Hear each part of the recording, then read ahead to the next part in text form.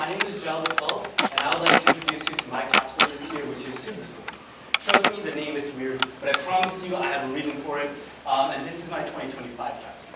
So, just as a precursor for this key, I'm going to separate this presentation into 5 key sections. So again, first I'm going to talk about Super Sports, again specifically the name, because that drove a lot of what I wanted to do with it. Second, my beautiful advisory committee. Third, a brief overview of the project. Fourth, the phases of my project and what I did to see to completion. And last, bibliography and questions. So first things first, right? I think you guys need to know a little bit about me. My name is Jayal. I've been kind of really involved here at Grandview. I've done TSA for a few years. I've done FBLA as well. I'm missing out on FBLA being here, but it's okay. And beyond that too, I'm also a regional director for Seal City Codes. I'm an executive coach for CGTSB, as for NHS, a whole lot of things. Basically what this means is that when it comes to crunch time, I think I can work hard. Beyond that too, with credentials, I have a lot of background knowledge coming into this course. A lot of stuff regarding computer science, APCSA, APCSP, and from there a lot of stuff regarding just thinking mathematically, so that's again with Physics 1, linear algebra, calculus, and then past projects too that I do on my own time. But the biggest thing that I have coming into this was my previous capstone that I did last year. Last year's capstone was focused on 4D scene synthesis and emulation. Huge words, don't worry, it was really complex. This is much simpler, much cooler, much nicer. So I just want to talk a little bit about Super Sports and where I got this name from. And it all comes with the philosophy that once I can see everything, things become a little bit more apparent. So it really comes from this fun little old tale about Lord Ganesha and Lord Subrayama and the race around the world. If you guys didn't know, these guys right here are the people in question, and they are children of our deity, or well, one of my key deities. The whole tale is that when asked for a challenge for a race around the world, what Lord Subrayama did was he raised on his giant peacock and he circled the world and he tried to get as fast as he can. And then Lord Ganesha, who uses a small little mouse to get around, he circled around his parents and he said, hey, my parents are my world. In the end, Lord Ganesha won. And the moral of this story is that you should love your parents. But what I thought the greater moral was, hey, once you can see your entire field of play, once you're able to understand all of the rules, you can be amazing. And then that's kind of what inspired the philosophy behind Super Sports. The idea that if I can extract every single little bit of information that I can get from a game, then we are going to become winners. It's going to become incredibly easier to coach and play. Also, and these guys are my beautiful advisors that made this possible. First, we have Grant Yoder. He's a professional common sensor. I talked to him a lot last year as well. This year as well, we keep in contact. He's over at Purdue, and whenever I have a problem where I get something wrong and then I try and move it up 3 layers of complexity, he's been here to bring me down. Next up is Mr. Lewis Harshman. He's at SCC. He was also my capstone last year. He's my professional cry buddy. Whenever I'm like, hey, I don't understand anything, I just reach out to him, and he's like, yeah, I don't understand him either, and we just vibe together. The last but not least is Mr. Ryan. He's Grandview's tennis coach. I come to him again and again asking about how to further my project and how to expand tracking statistics, again, which I will elaborate on later. But these 3 people have been incredibly instrumental towards helping me actualize and finish this project. Beyond that too, let's just look at our project overview. But before we even start on that, I need you guys to understand something pivotal, right? You see these schools? I don't like them. I don't like Valor and I don't like Regis Jesuit. And it's really simple. It's not because the students there are bad, or because the schools are bad, or because the faculties are bad. Simply put, they get more funding than us. And again, they have an upper hand in sports. I'm not a millionaire yet, but what I can do, again, is track data to give us that edge within sports. And then the whole point of this project is wanting to change this. So again, just looking back, a step back, before I can track, or at least trying to figure out sports statistics, I need to figure out what sports are in general. And then from there, I identified 3 key types of sports, right? Number 1, we have player, ball, goal. So these are your sports where you have a player, you have a ball, and you have a goal. Simple enough. This counts for soccer, football, and lacrosse. Next up, you have your player, ball, and field, where you have a player, ball, field. This is volleyball, tennis, and ping pong. Last but not least, we have player, which specifically is, again, you have a player fighting another player. That's wrestling, MMA, track, and swimming. I specifically decided to focus on these 2, simply because I don't know what statistics I can get that aren't incredibly obvious from player to player, because for wrestling, if you pin another guy, you win. MMA, knock him out, you win. Track, who's faster, swimming, who's faster. But for these, there is a lot of information that I can extract to potentially help give GrabView an upper edge. So moving on, again, the simplest idea that I had was that by using really simple camera data, we can track player statistics. And then from these statistics, we can give this information to coaches to help bridge the funding gap that we have between GrabView and these other private schools. And first, to look at this and to understand where exactly I can get just like a general idea for what I want to do, I looked at my favorite thing, and that's video games. Specifically, I looked at FIFA and NBA. So what I realized is that with FIFA, the big thing that they try and focus on is trying to get where players are within a field. I apologize, the mean map is slightly included, and relative ball velocities. So that's exactly where I started off with for soccer. But then with soccer, there's a big problem.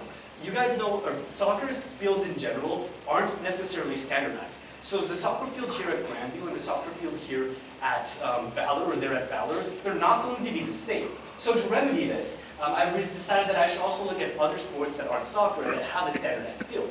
And for that, I chose basketball. Again, with basketball, you could sub this up for tennis or any other sport that had a standardized field. And I realized that within basketball, what they're tracking are specific basketball statistics. So whether it's jump height, whether it's player speed, etc., shots on goal, etc.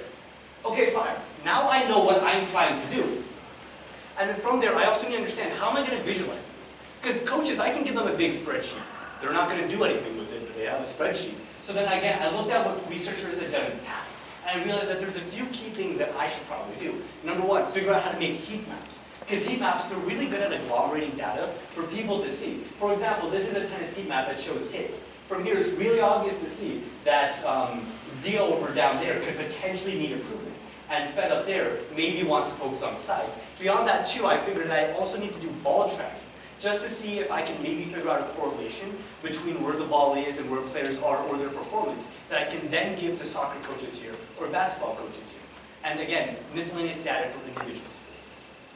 Okay, that was a lot of information. I promise you this is stuff that you need to know just so my presentation later will look so much cooler. But beyond this too, this presentation isn't just about me sitting down at home doing ComSci for like 8 months, primarily because again, this, for me at least, this project was a self-study because I didn't have time in my classes, or I didn't have time for Capstone with my classes. So this project was also another way for me to undergo personal development. And then from there, I realized there are 5 key objectives that I kind of need to target if I want to say that this project was a success, both technically and emotionally. Number one, I wanted to learn how to utilize modern, instead of theoretical and experimental computer vision techniques to create a polished algorithm that's easily accessible. Basically, I didn't want a repeat of last year, where my project was so complex, the only people that understood it was me, my advisor who was pursuing a PhD at Mines, and my other advisor who was a master's student at Boulder. This project had to be something that almost anyone could look at and instantly understand. Next up, I want to get a deeper recognition of object recognition, or deeper understanding of object recognition software. There's so many that I can talk about and that I can use, but again, this year I want to maybe make my own from scratch. Next up, I want to communicate higher level mathematical concepts and neural networks to a new audience, without them being drowned out by the sound of my voice, because I know that I can do that, and I know I can get really bored. Second to last, I want to implement a partial, or at least complete-ish version of this algorithm that GBTV can use to bolster our sports ecosystem here at Grandview. So again, this is something that I'm currently working on as well. Hopefully what I create is going to be implemented live next year. And then last but not least, I want to create a finished product capable of being presented. Okay, this is all the heavy stuff that's gone out the way. Now time for the fun stuff. For this project, I realized that I need to use a lot of technology and research. Starting off the year, I said, hey, let's give myself a really nice budget this year. Let's say I could probably get this done for a few $100s. But then I realized halfway through the year that I actually didn't need a dedicated graphics card for offline processing. I didn't need cameras to record games. GBTV had that. The only thing that I needed was my computer. And that computer, for me at least, was free, considering I've already paid it off. And then this was a huge plus as well, because I want what I've made to be used in high schools, whether it's at Grandview or beyond. And to do that, I need to make it as cheap as possible. So essentially, to run what I've made, you can do it on almost any computer which has a graphics card. Beyond this too, for research-wise, because I'd done such an intensive computer vision project last year, I realized that I'd have to do more niche research. I couldn't just say I wanted research computer vision techniques. So more specifically, I realized that I need to further research object recognition models, algorithms necessary to track players, Python, specifically NumPy for those heat maps I talked about earlier, image upscaling if need be, specifically with deep image prior, and then optimizing neural networks to make this algorithm run live. So beyond that too, I had to establish a timeline. Initially, I was super duper aggressive with my timeline. I thought, hey, I could probably get soccer done by winter break. That kind of didn't happen, guys. I spent my first September going about just figuring out what I was doing and getting a grasp on that. And then I graduated from that to just barely starting to code for soccer during November. And then finally in December, I had barely scratched the surface and begun to get statistics off, which meant that I had to adjust my timeline to look something more like this.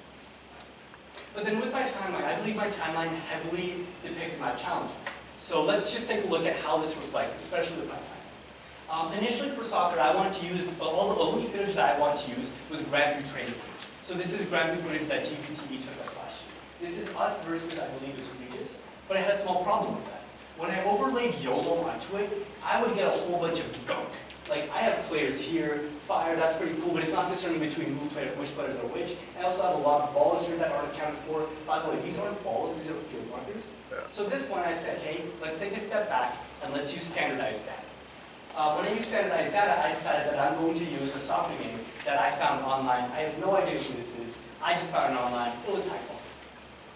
The first thing that I did was, over it I ran something known as YOLO.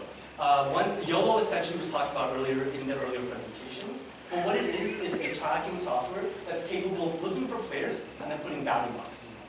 After applying YOLO, I get this fun little object. Oh, sorry. This right here, all the code that supports YOLO, all of the little caveats, and then custom stuff. This is only like a small snippet. The whole thing for soccer was about 2,000 lines.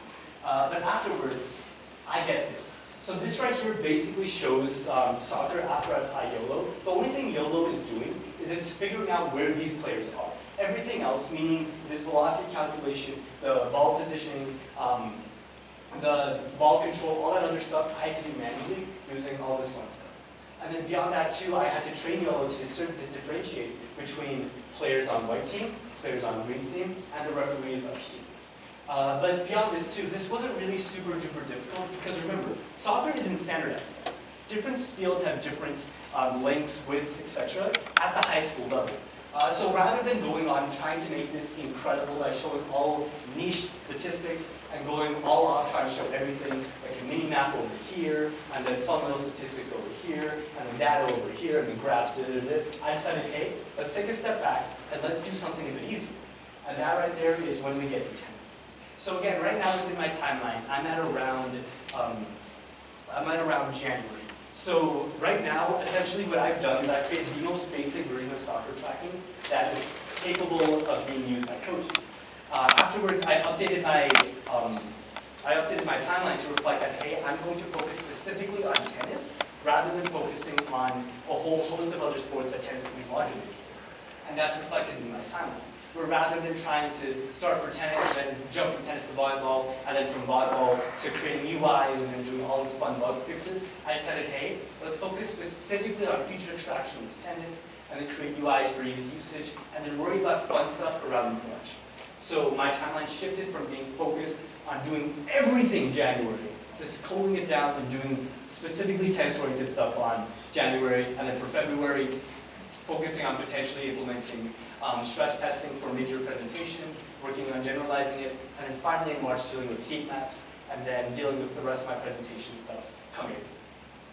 But then to show this too, I thought that it would be really wise to show you how my tennis algorithm evolved. So to start off, right, we have baby steps. This right here again is YOLO reapplied to tennis, and this is the most basic version that could be applied. All it's tracking right now is where the players are. It's creating a bounding box around them. After creating a bounding box around the players, it's synchronizing it so every single player gets a unique ID. With every player having their unique ID, it just plots what it sees. But there's a small problem, guys, right? Those two are the only ones we care about. So what the heck are these guys doing? Frankly, I didn't know either. So I took a step forward and I said, hey, let's maybe think about how I can get rid of those guys in the background. And then this is when I came again with more research specifically regarding neural networks. And this right here, I realized something really, really fun. Convolutional neural networks aren't the same as YOLO, which is a type of object detection neural network. But if they work together, they'll be awesome. But before we move forward, and I explain a little bit more about YOLO, I think you guys need to understand how neural networks work at a very, very high level. All a neural network is an input-output machine, except we have given it steroids. Essentially, what we do is we give it a whole host of inputs. So you guys can think of this as maybe touch, heat, vision, sight, smell. And then from there, we give it a ton of hidden layers that say, hey, if you get a heat and sight vector, apply some type of weight to it and then output it. And then we do this a whole bunch until finally we get an output vector that represents what we're trying to identify. In this case, it could be anything that uses our senses. So for example, like a tiger or a bear. The fun part about neural networks is that they're trainable, which means that let's just say after I give it all of my 5 senses, it outputs like a bear. But in reality, I'm seeing a tiger. I can update it, and I can go backwards through something known as backpropagation, and then update these intermediary networks, or these intermediary neurons, to say, hey, you there, adjust your weight a little bit. Hey, you there, adjust your weight a little bit.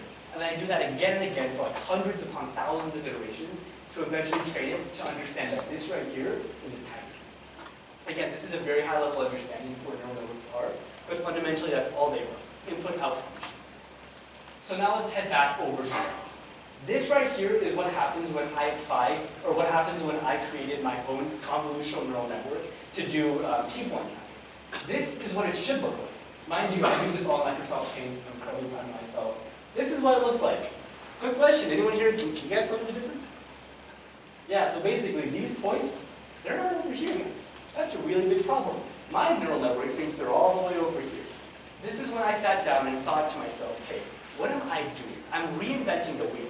Again, this was after a very, very long conversation with Mr. Granular, Mr. Lewis Harshman. But then I realized that the main reason why I wasn't getting the proper statistics or the proper key points that I wanted was because I was overconfident. I tried to build a CNN from scratch. This right here is just like the most basic version that I could make. And this still looks complex. Mind you, this is only like a third of everything that had to be made to create my own CNN. So I took a step back and I decided, hey, rather than making my own from scratch, let's just use something that already exists. This is when I use Resonant. Resonant is another type of neural network that is incredibly good at tracking tennis point key points.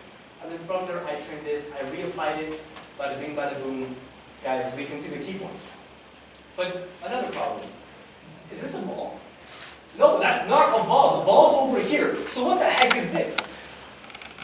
At this point, I realized I need to pivot again, and I need to re-understand what I thought neural networks are, and how exactly I can use different neural networks to solve my problems. Because initially, the problems I had back here solved by changing neural network. So maybe if I change neural networks, I could fix this problem with my ball detection. And that's exactly what I found.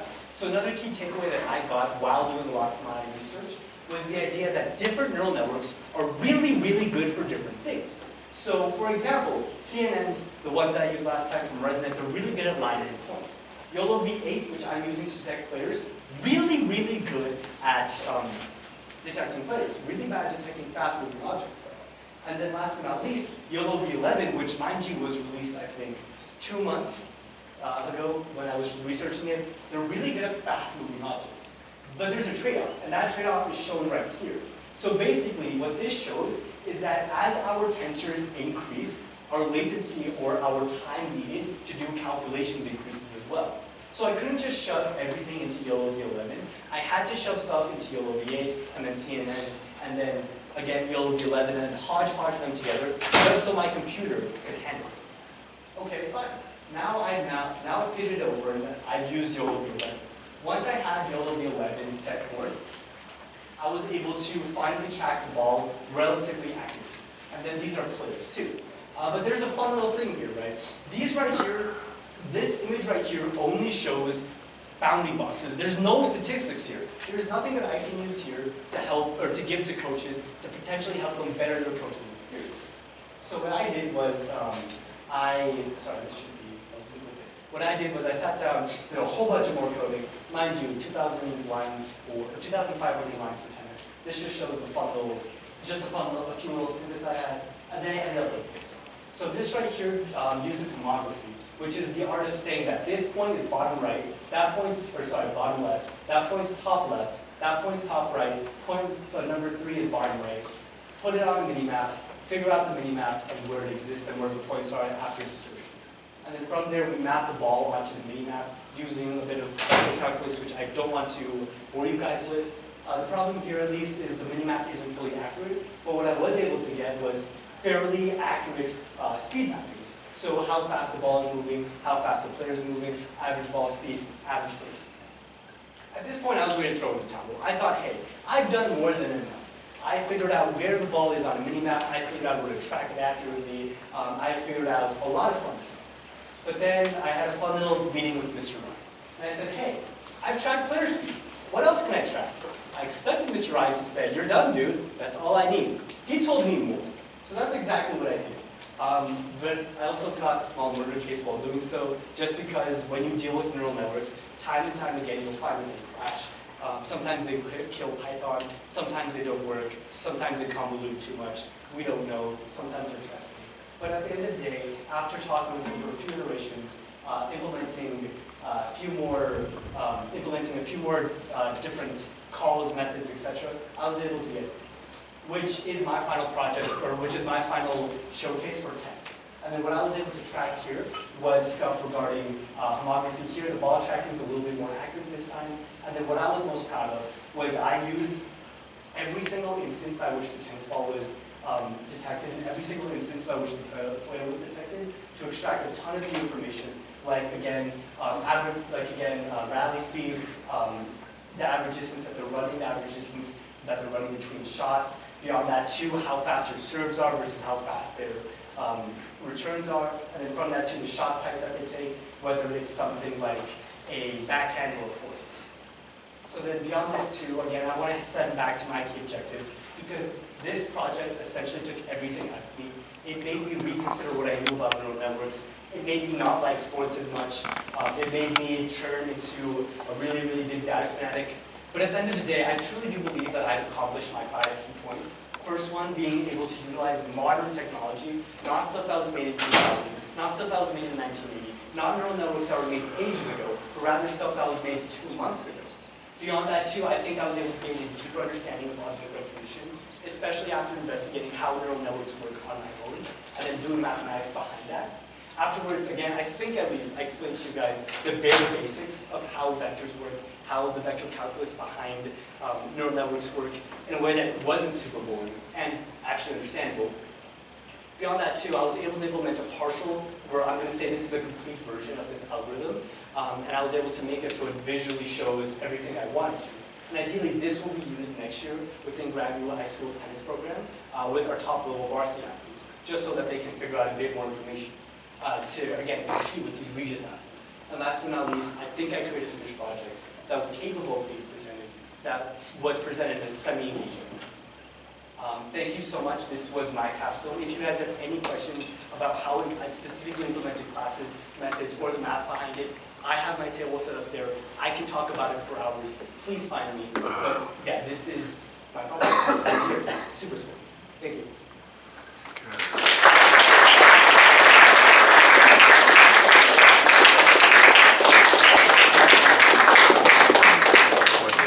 Questions, comments, concerns? Do you play any of those sports? Okay, I may not look it, guys, but during freshman and sophomore year, I played soccer in the school. Junior year, when I took my capstone, and then when I was involved in RC robotics, I had to step down. And then senior year, I couldn't find it in me to be used. What's up? So you have like the different like sport types or whatever. What about like players with like, for example, archery? So with archery, again, I don't know what other statistics that I can accurately get from visual information that could help me help coaches. Because for archery, it's pretty obvious if you're doing well or not. Did you hit the mark? Yes, you did. Congratulations. Again, I may be wrong, but archery isn't my domain of expertise. My domain of expertise is, however, soccer because I played and I'm a big fan, and tennis because I'm a big fan. Maybe in the future, once I get better at computer vision and understanding this stuff, I could implement stuff for player versus player, specifically for like track and swimming and archery. But for now, this is the best that I can do. Did you ever try to create the defense? Yes, I did. Unfortunately, they weren't rendering here. If you come over by my station, I can show you the heat maps that I rendered. They use the mini-map to create the heat maps. Again, please drop by. I'm begging you. If I, again, the heat maps just didn't want to render on my presentation. I don't. Anything else? Mr. Barger. Does your like capturing do frame by frame, or is it average frames? So it depends. It depends on exactly what you want. Up here, oops, hey guys. So over here, when we look at the average shot speed here, it doesn't average over every single frame. But when we look at the last shot speed, again, I'm sorry, this should really be higher quality. When we look at the last shot speed, what we do is we look at 3 individual frames. The frame by which it detects a shot has been made, the frame after it, and the frame after it again for double check. So depending on what statistic you're looking at, it has different behaviors regarding frame analysis. Anything else? Back there, I can't see you. So let's say that you do find out statistics that you can track in player sports. How much work would you anticipate it would take to transfer all of this to that kind of sport? So going back to my code base, everything that I tried to make super modular. I defined this as obscurely as I could, specifically for, again, player ball field and player ball goal sports, because I wanted to make it so that I could extrapolate this into every single player ball field and every single player ball goal sports as I move forward. Unfortunately, I didn't even touch player sports, so that would mean, again, I did another few months to work my way from the ground up. Because the way that I see it and from what I understand, they're fundamentally different than what I know. Anything else, my friends?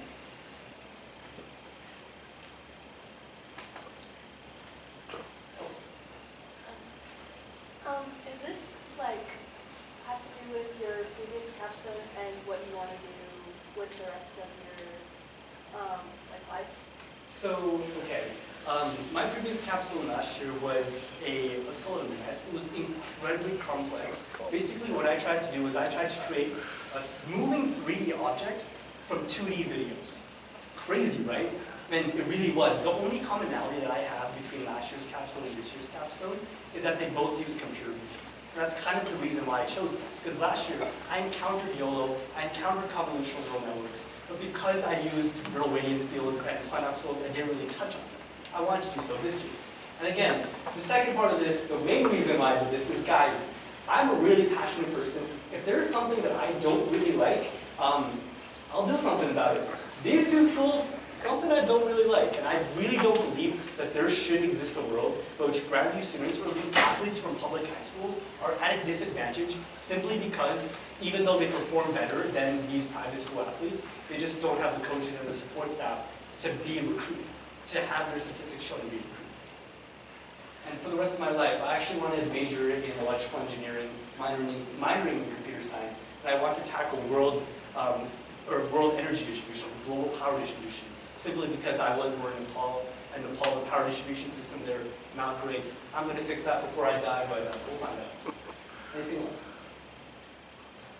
Is there a next step to the project, or like expanding sports, or having new tracking field? So really, I'm at a standstill on what exactly I want to accomplish. Moving forward, I'm at a point where I don't necessarily know where I want to go to college, but I do have a few options, great options being either Boulder. Purdue is also a really good option for me. I got mines under my belt as well, but I have to choose one. More than likely, whatever school I'll go to, I'm going to see if they want to potentially fund me in implementing this at their school, and then potentially digging even deeper into statistics. And of course, I'm not doing it just for the money. I think this is cool, but when I'm in college, I may try and sell this to my college. Which I think that'd be fun little side quest. Anything else, my friends? All right, thank you.